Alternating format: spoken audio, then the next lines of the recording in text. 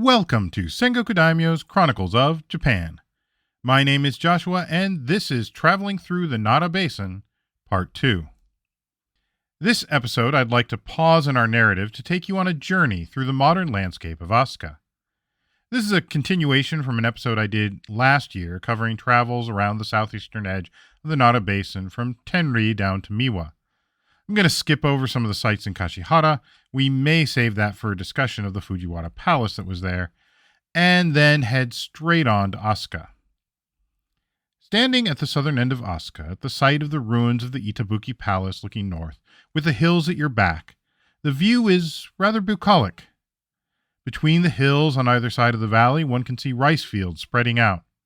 Along the western edge, the narrow Asukagawa winds along the base of the hills on its way north, joining with the Yamato River in the heart of the Nara Plain, far from view.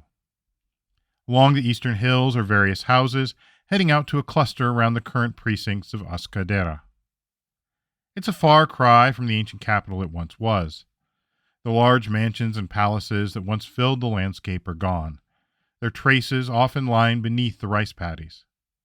Amongst the hills, ancient tumuli still look down on the valley below, some with their contents ripped open, whether by man or nature, for all to see.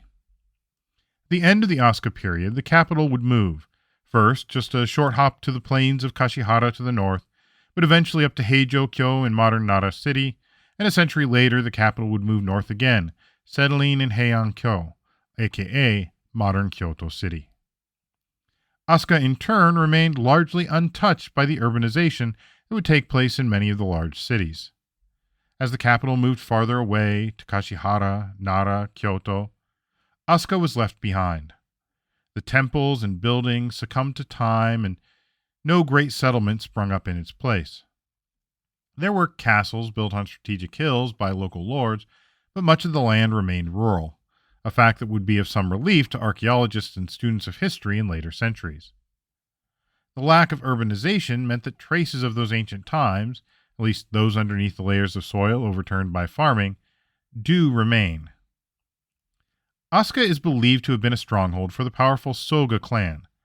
By rising through the ranks, marrying into the royal family, and supporting the winning side in various succession crises, not to mention their ties to the exotic Buddhist religion, they were able to make themselves into the most powerful family in Yamato, second only to the sovereign, and their stronghold of Asuka became the site of the palace building for at least 4 sovereigns. It was also the home to some of the first permanent Buddhist temples, so it is the stage for much of what plays out in the late 6th to 7th centuries. Now, for anyone planning a visit, the first thing you should know is that Asuka is still quite rural. There are a few train lines that you can take nearby. The Kintetsu Line's Asuka Station is probably the closest for most things, but since I was also visiting the Fujiwara Palace ruins, I rode into Kaguyama Station on the JR line early in the morning. And so I entered Asuka from the north, passing by Kaguyama, one of the 3 sacred mountains of Kashihara. Near Ikatsuchi, I followed a small road that cut across the rice paddies just north of the presumed site of Kashikia Hime's Oharita Palace. This is the palace she moved to in the latter part of her reign, giving over the site of Toyoura to the southwest for a nunnery. Making my way through the open rice paddies, I reached a small neighborhood on the other side. The buildings were a mix of old and new, but nothing quite as old as what I was looking for. I continued on, making my way to the Asuka Historical Museum. Now, this is an excellent museum for anyone interested in the area, with examinations of various temple ruins, kofun, and more. Outside, there are numerous copies of the various stone figures that dot the landscape here in Asuka, such as the saruishi, or monkey stones. Now, these stones are a bit enigmatic. There's no clear relationship between the origin of most of the stones and any particular event that I could see in the Nihon Shoki or elsewhere. The saruishi were discovered by farmers in their field in 1702 near Umeyama Kofun, and eventually moved to their current location at the site of Kibihime's tomb, outside of the giant keyhole-shaped tomb of Ame-kunioshi, aka Kinmei Tenno. They're called monkey stones, or saruishi, because people thought they resembled monkeys, but in truth they're probably just carvings meant to represent people.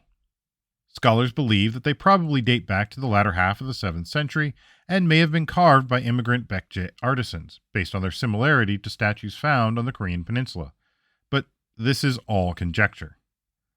The originals are viewable from behind a fence, but at the Asuka Historical Museum, you can get up close and personal to them and really see the details, at least what hasn't eroded away.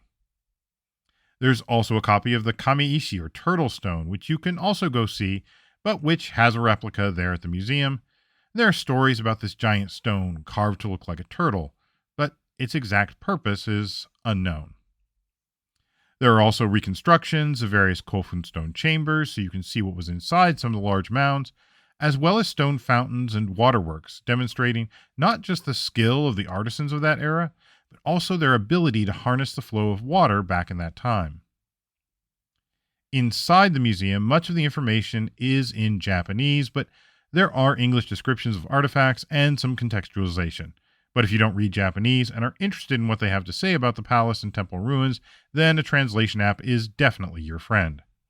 In fact, it's generally recommended for any travel where you may be in need of translation these days. Inside the museum, they go over the layouts of some of the latter palaces, especially the Okamoto, Itabuki, and Kiyomihara palace sites, for which at least the inner court is fairly well defined.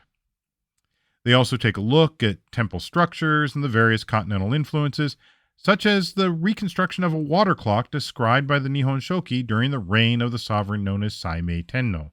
Rest assured, we will definitely talk more about that at a later date. They also have a good look at the inside of the Kitora tomb's burial chamber, all recreated for you. Now, the Kitora Kofun and the Takamatsuzuka Kofun are two of the most famous Kofun in the area, but not necessarily for who was buried there.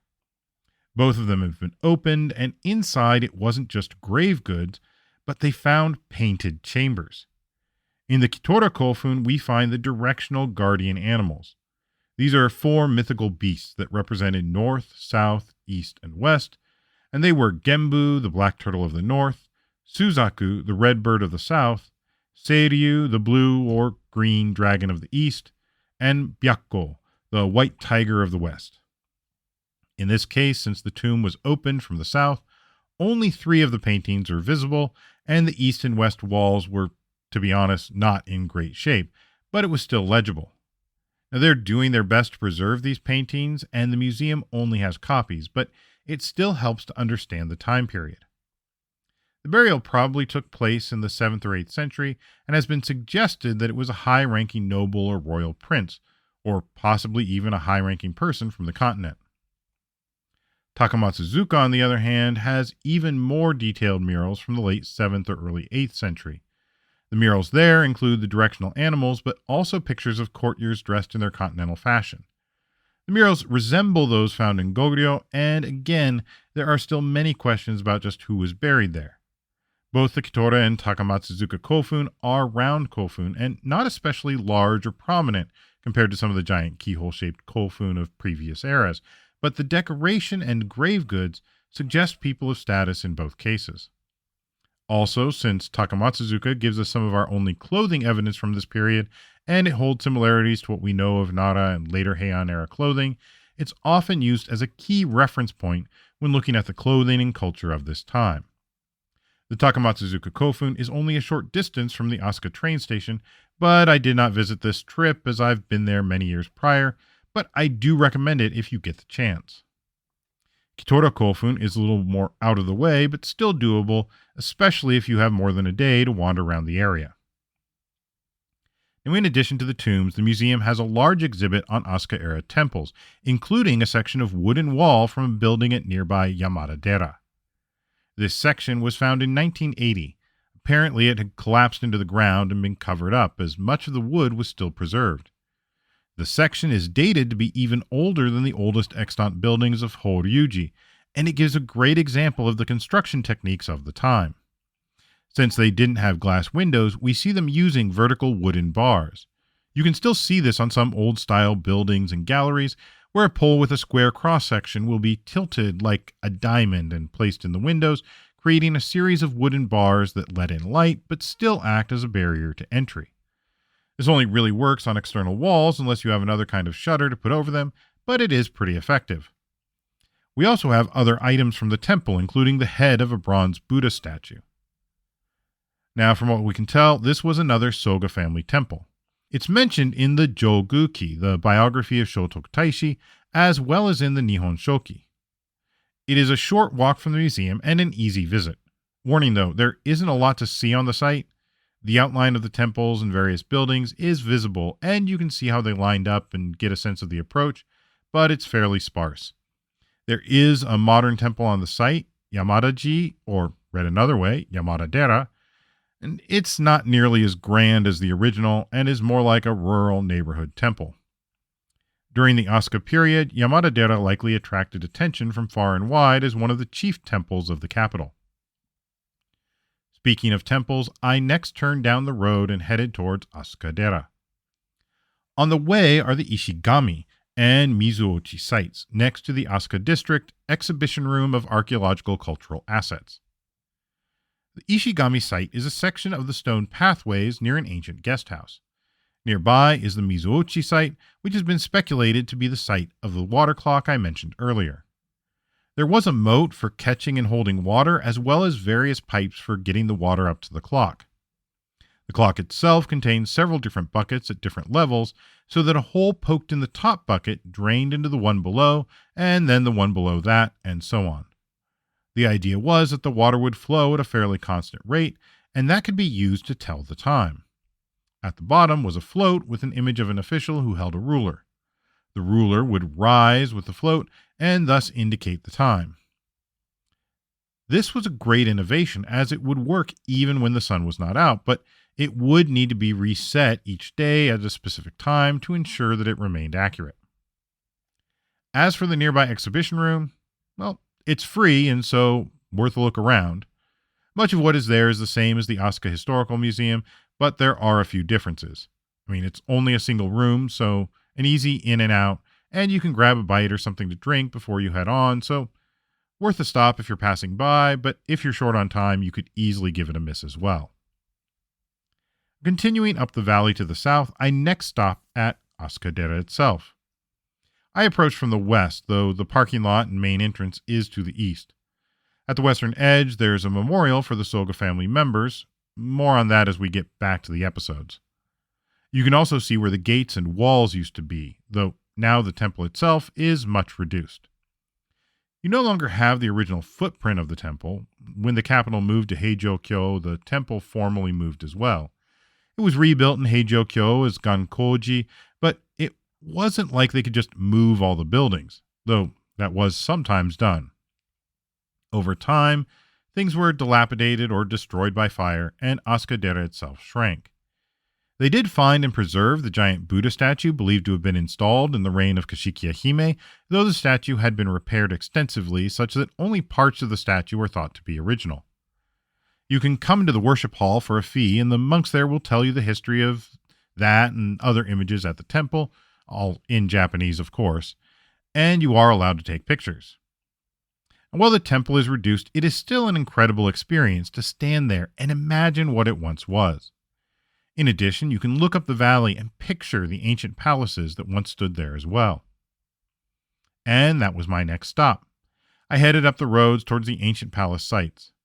I noticed that there was some work going on near the Itabuki Palace site, so I headed over that way first. This means I did skip the Nara prefectural complex of Manyo culture, which looks to have some excellent depictions of life during the Asuka and Nara periods, focusing on the period of the Manyoshu, the Book of 10,000 Leaves, our earliest collection of Japanese language poetry, written with what is known as Manyo Gana, that is, Sinitic characters used primarily for their sound to represent the Japanese language of that era. This is only one of many reasons that I will be returning to Asuka on a future visit. Still, I only had so much time in the day, and so I wandered over the old palace sites. There was an excavation underway, and I admit I still need to look into if there was a site report for the work. This was back in November of 2022. I don't know if there were any major changes in our understanding at the time, but always great to see people in the field doing the work that helps us map and understand the past. While there is a small rest area there, you should be aware after excavation, the site is typically covered back up. There's a small display on the eastern side of the valley where you can see some post holes, but largely you have to use your imagination to see the palace and where it was. I still just like to be there and experience the site and get an idea for even just the topography of the place, which I really believe puts things in perspective. From the Asuka Palace site, I headed up the road and a little bit into the hills to see Ishibutai Kofun. This is a famous kofun and is extremely impressive in its presentation, despite the fact that it has no grave goods and we don't really know who was buried there. You see, though it was apparently a square-shaped kofun, all that dirt has been removed, possibly by erosion or other factors, but that means that the stone chamber inside has been exposed. With that, you can see the enormous stones that people moved into place to create the burial chamber. Now, this was not a simple matter of making a brick enclosure, but rather it was massive boulders that were found and placed in such a way that I'm sure the builders of the pyramids or Stonehenge would have appreciated. As it was open to the elements, anything that was inside was either stolen or rotted away, but it's still impressive to see the construction. It's thought that this may have been the tomb of none other than Soga no Umako, that powerful Oomi that led the Soga family to greatness, and some have suggested that with the Soga family's downfall, that could explain why the earth was removed from the tomb in the first place, possibly to disgrace him and his family. From Ishibutai, I headed west, taking the road between Tachibana-dera and the ruins of Kawara-dera. We don't know exactly when they were founded, but it was likely in the 7th century. Tachibana-dera claims to have been founded by Shotoku Taishi and is said to have been built on the site of his birthplace. What we know is that it was mentioned in the Nihon Shoki by about 680, and it appears to have been a nunnery. To the north is the site of Kawara-dera, and you can see the ruins in the field around the current temple of Gufukuji, which was established there after Kawara-dera itself had fallen to ruin.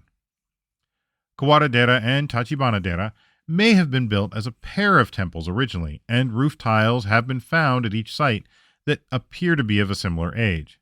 However, I should note that neither temple has any of the original buildings left. There are some ancient stone statues, however, a stone with two people carved into it facing away from each other, and nearby the Kameishi I mentioned before, the turtle stone, which some claim marked a boundary point between the two temples. That isn't to say that the current temples don't have anything worth seeing, and if I had more time, I would have definitely looked into it, but I had my sights set a bit farther afield because continuing down the road will take you to several notable kofun.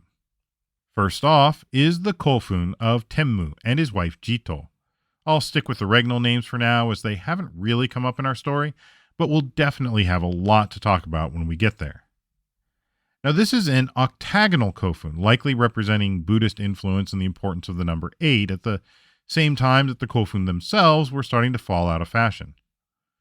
The shape itself isn't easy to make out given that it's overgrown with trees and other vegetation, and you aren't allowed on the kofun itself, which is pretty typical for these things. Still, it's something neat to visit and give some thought to history. Next along the path, following a trail that cuts along the hillside, is the Demon's Cutting Board and the Demon's Toilet. Yeah, you heard that right. These are two large stones, one up on the hill a little ways and one a bit further down. A local story tells of an oni, a demon or an ogre, that would catch passers-by and eat them. The oni would chop them up on the cutting board, the oni no manaita, and it would relieve himself in the toilet, the oni no setchin. In reality, they appear to be two parts of a stone chamber for a kofun that was likely on top of the hill, but which was dug up or the top eroded away, and then the top portion, the setchin stone, fell down, possibly due to some kind of local event, maybe a landslide or earthquake or something similar. Needless to say, there is nothing left of the grave other than these two giant stones, with any grave goods having long been taken. Continuing on the path past this is the giant keyhole-shaped kofun, designated as that of Kinmei Tenno, aka Ame Kunioshi Hiraki Hironiwa. The tomb is large and impressive, and a good example of the kind of royal tomb that was the norm up to that point. Perhaps more intriguing is something I mentioned earlier, because there are satellite kofun nearby. Satellite kofun are often assumed to be people related to the main kofun in some way. It could be family members, consorts, or even special courtiers who served them well. In this case, the tomb has been identified as that of Kibihime, and, unrelated to that as far as we can tell, it has become the home of the Saruishi, the monkey stones I mentioned earlier. They are behind a barrier, so you can't get too close, but it is neat to see them there, bearing silent witness to an age-long past. At that point, the sun was setting behind the mountains. I followed the road back to the Asuka train station and from there headed on to my next destination.